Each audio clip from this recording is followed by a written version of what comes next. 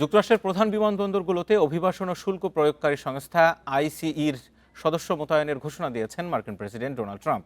Shutdown বা সরকারি অচলাবস্থার কারণে সৃষ্ট নিরাপত্তা ও কর্মী সংকট নিরসনে এই পদক্ষেপ নেওয়া হয়েছে। ঊর্ধ্বতন সীমান্ত কর্মকর্তা টম হোম্যান এই কার্যক্রমের নেতৃত্ব দেবেন বলে জানিয়েছেন ডোনাল্ড ট্রাম্প। গত 14 ফেব্রুয়ারি থেকে যাত্রীদের তল্লাশির দায়িত্বে থাকা ট্রান্সপোর্টেশন সিকিউরিটি অ্যাডমিনিস্ট্রেশনের হাজারো কর্মী বেতন না পেয়েই কাজ করে চলেছেন। এরপর থেকে 366 জনেরও বেশি কর্মী পদত্যাগ করেছেন। এতে প্রধান বিমানবন্দরগুলোর পরিস্থিতি সামাল দিতে হিমশিম খাচ্ছে কর্তৃপক্ষ।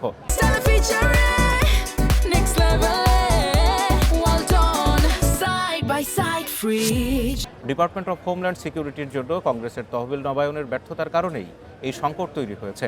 এদিকে ট্রাম্প প্রশাসনের নতুন উদ্যোগে পরিস্থিতির উন্নতির পরিবর্তে অবনতি হবে বলে সতর্ক করেছে মার্কিন পরিবহন মন্ত্রী শন ডাফি।